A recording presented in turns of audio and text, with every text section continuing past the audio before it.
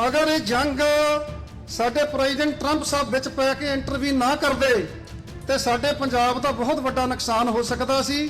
सानू सारिआं नू इकट्ठे हो के अपनी सावरन स्टेट खालिस्तान दे लई जदोजहद करनी चाहिदी आ।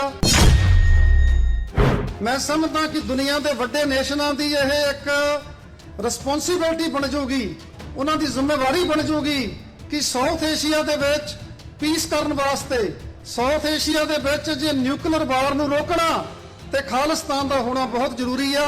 ते आपां जिहड़ा अपनी मंजिल वल वध रहे आ ते गुरु साहब जरूर बख्शिश करनगे, सानू राज भाग देण। जदों साडे कोल नेशन होऊगा ते असीं दुनिया दे हाणी बनांगे। जदों साडे कोल स्टेट होऊगी, ना तां इंडिया च रहिंदा सिख परेशान होऊगा, ना पाकिस्तान विच। ते अज साडे कोल स्टेट हुंदी तां साडी अफगानिस्तान दे विच कदे भी साडी विरासत ना उजड़दी। पंजाब विच रहण वालीआं कौमां नूं ਅਸੀਂ ਵਿਸ਼ਵਾਸ ਦਿਵਾਉਂਦੇ ਆ ਕਿ ਉਹ ਇਸ ਦੇਸ਼ ਦਾ ਹਿੱਸਾ ਹੋਣਗੇ, ਉਹ ਇਸ ਦੇਸ਼ ਦੇ ਵਸਿੰਦੇ ਹੋਣਗੇ, ਕਿਉਂਕਿ ਪੰਜਾਬ ਦਾ ਕਲਚਰ ਜਮਨਾ ਦੇ ਪਾਰ ਨਹੀਂ ਮਿਲਦਾ। ਪੰਜਾਬ ਦਾ ਜਿਹੜੇ ਸਾਡੇ ਰੰਗਰੇਟੇ ਸਿੱਖ ਵੀ ਨੇ ਜਾਂ ਪੰਜਾਬੀ ਹਿੰਦੂ ਵੀ ਨੇ, ਉਹਨਾਂ ਨੂੰ ਮੇਰਾ ਖਿਆਲ ਆ ਕਿ ਸਭ ਨੂੰ ਇਕੱਠੇ ਹੋ ਕੇ ਇਸ ਸਟੇਟ ਦੇ ਉੱਤੇ ਆ ਜਾਣਾ ਚਾਹੀਦਾ। ਜਦੋਂ ਸਾਡਾ ਦੇਸ਼ ਬਣ ਜਾਊਗਾ ਤੇ ਉੱਥੇ ਸਾਰੇ ਲੋਕ ਜਿਹੜੇ ਆ ਉਹ ਵਧੀਆ ਕਾਰੋਬਾਰ ਵੀ ਕਰਨਗੇ, ਵਧੀਆ ਉਹਨਾਂ ਨੂੰ ਧਾਰਮਿਕ ਆਜ਼ਾਦੀ ਵੀ ਹੋਵੇਗੀ। ਗੁਰੂ ਰੂਪ ਸਾਧ ਸੰਗਤ ਜੀ, ਵਾਹਿਗੁਰੂ ਜੀ ਕਾ ਖਾਲਸਾ, ਵਾਹਿਗੁਰੂ ਜੀ ਕੀ ਫਤਿਹ। ਅੱਜ ਆਪਾਂ ਖਾਲਸਾ ਸਾਜਨਾ ਦਿਵਸ, ਉਹ ਰੈਵੋਲੂਸ਼ਨ ਜਿਹੜਾ ਕਲਗੀਧਰ ਪਾਤਸ਼ਾਹ ਨੇ 326 ਵਰੇ ਪਹਿਲਾਂ ਅਨੰਦਪੁਰ ਸਾਹਿਬ ਦੇ ਉਹਨਾਂ ਪਹਾੜਾਂ ਤੇ ਲਿਆਂਦਾ। ਮੈਂ ਸਮਝਦਾ ਕਿ ਅੱਜ ਗੁਰੂ ਦਾ ਖਾਲਸਾ ਦੁਨੀਆ ਦੇ ਹਰ ਕੋਨੇ-ਕੋਨੇ ਦੇ ਵਿੱਚ ਜਾ ਰਿਹਾ। ਗੁਰੂ ਗੋਬਿੰਦ ਸਿੰਘ ਪਾਤਸ਼ਾਹ ਨੇ ਖਾਲਸੇ ਨੂੰ ਸਾਜ ਕੇ ਜਿਹੜੀ ਹਿੰਦੁਸਤਾਨ ਦੀ ਮਨੂ ਸਮ੍ਰਿਤੀ ਸੀ, ਜਾਤ ਪਾਤ, ਉਹਦੇ ਕੋਡ ਨੂੰ ਪ੍ਰੈਕਟੀਕਲ ਕੱਢਿਆ। ਖੰਡੇ ਬਾਟੇ ਦਾ ਜਦੋਂ ਪਹਿਲ ਦਿੱਤੀ, ਅੰਮ੍ਰਿਤ ਦਾ ਬਾਟਾ ਤਿਆਰ ਕਰਕੇ ਉੱਥੇ ਬ੍ਰਾਹਮਣ ਵੀ ਉਸ ਬਾਟੇ ਚੋਂ ਅੰਮ੍ਰਿਤ ਛਕ ਸਕਦਾ ਸੀ, ਸ਼ੂਦਰ ਵੀ ਛਕ ਸਕਦਾ ਸੀ, ਉੱਥੇ ਮੁਸਲਮਾਨ ਵੀ ਛਕ ਸਕਦਾ ਸੀ। ਗੁਰੂ ਗ੍ਰੰਥ ਸਾਹਿਬ ਦੁਨੀਆ ਦਾ ਇੱਕੋ ਇੱਕ ਧਰਮ ਗ੍ਰੰਥ ਹੈ ਜਿਹਨੇ ਜਾਤ ਪਾਤ ਦੇ ਕੋਡ ਨੂੰ ਵੱਢਿਆ, ਪਰ ਕਲਗੀਧਰ ਪਾਤਸ਼ਾਹ ਨੇ ਇਹਨੂੰ ਪ੍ਰੈਕਟੀਕਲ ਰੂਪ ਦਿੱਤਾ। ਸੋ ਜਦੋਂ ਅਸੀਂ ਅੰਮ੍ਰਿਤਧਾਰੀ ਹੋ ਜਾਂਦੇ ਆ ਤੇ ਫਿਰ ਸਾਡੀ ਕੋਈ ਜਾਤ ਨਹੀਂ ਰਹਿ ਜਾਂਦੀ ਤੇ ਅਸੀਂ ਸਾਰੇ ਗੁਰੂ ਗੋਬਿੰਦ ਸਿੰਘ ਜੀ ਦੇ ਬੱਚੇ ਬੱਚੀਆਂ ਹਾਂ। ਸੋ ਮੈਂ ਇੱਕ ਤਾਂ ਇਹ ਬੇਨਤੀ ਕਰਨੀ ਚਾਹੁੰਦਾ ਕਿ ਜਿਨ੍ਹਾਂ ਦਿਹਾੜਿਆਂ ਨੂੰ ਅਸੀਂ ਲੈ ਕੇ ਇਹ ਪ੍ਰੋਗਰਾਮ ਕਰ ਰਹੇ ਆ, ਸਾਨੂੰ ਕੌਮ ਨੂੰ ਅੰਮ੍ਰਿਤਧਾਰੀ ਹੋਣਾ ਚਾਹੀਦਾ। ਗੁਰਦੁਆਰਿਆਂ ਦੇ ਵਿੱਚ ਅੰਮ੍ਰਿਤ ਸੰਚਾਰ ਹੋਣੇ ਬਹੁਤ ਜ਼ਰੂਰੀ ਨੇ ਤਾਂ ਕਿ ਇਹ ਜਿਹੜੀ ਸੋਚ ਹੈ ਸਾਡੇ ਆਉਣ ਵਾਲੇ ਬੱਚਿਆਂ ਤੱਕ ਜਾਵੇ, ਸਾਡੇ ਬੱਚੇ ਵੀ ਬੈਪਟਾਈਜ਼ਡ ਹੋਣ, ਇਹ ਸਾਰੀ ਲੈਗਸੀ ਵੀ ਸਾਡੇ ਜਿਹੜੇ ਆ ਬੱਚਿਆਂ ਦੇ ਵਿੱਚ ਜਾਵੇ, ਇਹ ਬਹੁਤ ਜ਼ਰੂਰੀ ਆ।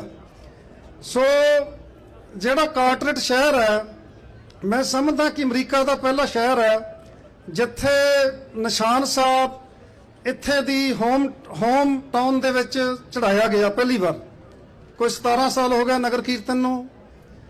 ਸੋ ਇਹ ਇਹੋ ਜਿਹਾ ਸ਼ਹਿਰ ਹੈ ਵੀ ਜਦੋਂ ਅਮਰੀਕਾ ਨੇ ਇਮੀਗ੍ਰੇਸ਼ਨ 1970-71 ਚ ਖੋਲੀ, ਜਿਹੜੇ ਸਿੱਖ ਸਾਡੇ ਪ੍ਰੋਫੈਸ਼ਨਲ ਸੀਗੇ, ਇੰਜੀਨੀਅਰ ਸੀ, ਉਹ ਸਭ ਤੋਂ ਪਹਿਲਾਂ ਨਿਊ ਜਰਸੀ ਸਟੇਟ ਦੇ ਵਿੱਚ ਉਹਨਾਂ ਨੇ ਪੈਰ ਰੱਖਿਆ। ਤੇ 1970-71 ਦੇ ਵਿੱਚ ਇੱਥੇ ਸਿਰਫ 2 ਪਰਿਵਾਰ ਸੀਗੇ ਕਾਰਟਰੇਟ ਦੇ ਵਿੱਚ, ਪੁਰਾਣੇ ਪਰਿਵਾਰ। ਤੇ ਅੱਜ ਮੈਂ ਸਮਝਦਾ ਕਿ 4-5 ਹਜ਼ਾਰ ਦੀ ਬਸੋਂ ਆ ਜਿਹੜੀ ਉਹ ਸਾਡੀ ਇੱਥੇ ਬੈਠੀ ਹੋਈ ਆ। ਇਹ ਜਿਹੜਾ ਖਾਲਸਾ ਦਿਵਸ ਦਿਹਾੜਾ ਹੈ, ਜਿੱਥੇ ਕਲਗੀਧਰ ਪਾਤਸ਼ਾਹ ਨੇ ਸਿੱਖ ਨੂੰ ਸਾਵਰਨਟੀ ਬਖਸ਼ੀ ਆ ਕਿ ਸਿੱਖ ਬਾਦਸ਼ਾਹ ਵੀ ਆ ਤੇ ਸਿੱਖ ਪਾਤਸ਼ਾਹ ਵੀ ਆ। ਅਕਾਲੀ ਦਲ ਅੰਮ੍ਰਿਤਸਰ ਜਿਹੜਾ ਲੰਬੇ ਸਮੇਂ ਤੋਂ ਇਹ ਕਹਿੰਦਾ ਆ ਰਿਹਾ, ਪਿਛਲੇ 35 ਸਾਲ ਤੋਂ, ਕਿ ਸਾਡਾ ਪਾਕਿਸਤਾਨ ਦੇ ਨਾਲ ਬਿਜ਼ਨਸ ਖੋਲੇ ਤੇ ਅਸੀਂ ਸਾਡੀ ਸਭਿਅਤ 3 ਨਿਊਕਲੀਅਰ ਦੇਸ਼ਾਂ ਦੇ ਵਿਚਾਲੇ ਘਿਰੀ ਹੋਈ ਆ। ਖਾਸ ਕਰਕੇ ਉਹ 2 ਨਿਊਕਲੀਅਰ ਮੁਲਕ, ਜਿਹੜਾ ਇੱਕ ਪਾਸੇ ਪਾਕਿਸਤਾਨ ਆ, ਇੱਕ ਪਾਸੇ ਇੰਡੀਆ ਆ, ਜਿਨ੍ਹਾਂ ਦੀ 1000 ਸਾਲ ਤੋਂ ਵੱਧ ਦੁਸ਼ਮਣੀ ਆ, ਜਿਹਦੇ ਵਿੱਚ ਸਾਡੀ ਸਭਿਅਤ ਕੁਚਲੀ ਜਾਊਗੀ। ਉਹ ਅਜੇ ਪਿਛਲੇ ਹਫ਼ਤੇ ਸਾਡੇ ਨਾਲ ਸਾਰਾ ਕੁਝ ਹੋ ਕੇ ਹਟਿਆ। ਅਗਰ ਇਹ ਜੰਗ ਸਾਡੇ ਪ੍ਰੈਜ਼ੀਡੈਂਟ ਟਰੰਪ ਸਾਹਿਬ ਵਿੱਚ ਪੈ ਕੇ ਇੰਟਰਵਿਊ ਨਾ ਕਰਦੇ ਤੇ ਸਾਡੇ ਪੰਜਾਬ ਦਾ ਬਹੁਤ ਵੱਡਾ ਨੁਕਸਾਨ ਹੋ ਸਕਦਾ ਸੀ। ਸਾਨੂੰ ਸਾਰਿਆਂ ਨੂੰ ਇਕੱਠੇ ਹੋ ਕੇ ਆਪਣੀ ਸਾਵਰਨ ਸਟੇਟ ਖਾਲਿਸਤਾਨ ਦੇ ਲਈ ਜਦੋਜਹਿਦ ਕਰਨੀ ਚਾਹੀਦੀ ਆ। ਆਪਣਾ ਨੈਰੇਟਿਵ ਬਿਲਡ ਕਰੀਏ। ਅੱਜ ਜੀਓਪੋਲਿਟਿਕਸ ਜਿਹੜੀ ਆ ਦੁਨੀਆ ਦੀ, ਉਹ ਕਿੱਧਰ ਨੂੰ ਜਾ ਰਹੀ ਆ। ਇਹ ਹਾਲਾਤ ਬਣ ਰਹੇ ਨੇ। ਮੈਂ ਸਮਝਦਾ ਕਿ ਦੁਨੀਆ ਦੇ ਵੱਡੇ ਨੇਸ਼ਨਾਂ ਦੀ ਇਹ ਇੱਕ ਰਿਸਪੌਂਸਿਬਿਲਟੀ ਬਣ ਜਾਊਗੀ, ਉਹਨਾਂ ਦੀ ਜ਼ਿੰਮੇਵਾਰੀ ਬਣ ਜਾਊਗੀ ਕਿ ਸਾਊਥ ਏਸ਼ੀਆ ਦੇ ਵਿੱਚ ਪੀਸ ਕਰਨ ਵਾਸਤੇ, ਸਾਊਥ ਏਸ਼ੀਆ ਦੇ ਵਿੱਚ ਜੇ ਨਿਊਕਲੀਅਰ ਵਾਰ ਨੂੰ ਰੋਕਣਾ ਤੇ ਖਾਲਿਸਤਾਨ ਦਾ ਹੋਣਾ ਬਹੁਤ ਜ਼ਰੂਰੀ ਆ।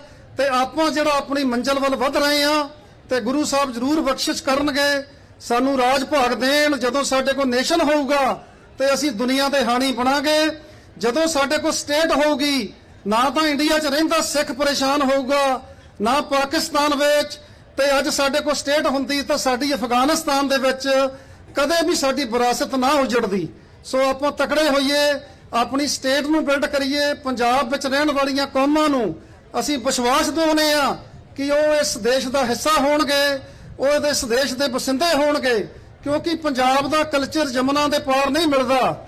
ਪੰਜਾਬ ਦਾ ਜਿਹੜੇ ਸਾਡੇ ਰੰਗਰੇਟੇ ਸਿੱਖ ਵੀ ਨੇ ਜਾਂ ਪੰਜਾਬੀ ਹਿੰਦੂ ਵੀ ਨੇ, ਉਹਨਾਂ ਨੂੰ ਮੇਰਾ ਖਿਆਲ ਆ ਕਿ ਸਭ ਨੂੰ ਇਕੱਠੇ ਹੋ ਕੇ ਇਸ ਸਟੇਟ ਦੇ ਉੱਤੇ ਆ ਜਾਣਾ ਚਾਹੀਦਾ। ਜਦੋਂ ਸਾਡਾ ਦੇਸ਼ ਬਣ ਜਾਊਗਾ ਤੇ ਉੱਥੇ ਸਾਰੇ ਲੋਕ ਜਿਹੜੇ ਆ ਉਹ ਵਧੀਆ ਕਾਰੋਬਾਰ ਵੀ ਕਰਨਗੇ, ਵਧੀਆ ਉਹਨਾਂ ਨੂੰ ਧਾਰਮਿਕ ਆਜ਼ਾਦੀ ਵੀ ਹੋਵੇਗੀ। ਸੋ ਮੈਂ ਕਾਰਪੋਰੇਟ ਦੀ ਪ੍ਰਬੰਧਕ ਕਮੇਟੀ ਦਾ, ਖਾਸ ਕਰਕੇ ਸੰਗਤ ਦਾ ਤਹਿ ਦਿਲੋਂ ਧੰਨਵਾਦ ਕਰਦਾ ਹੋਇਆ ਫਤਿਹ ਅਰਜ਼ ਕਰਦਾ। ਵਾਹਿਗੁਰੂ ਜੀ ਕਾ ਖਾਲਸਾ, ਵਾਹਿਗੁਰੂ ਜੀ ਕੀ ਫਤਿਹ।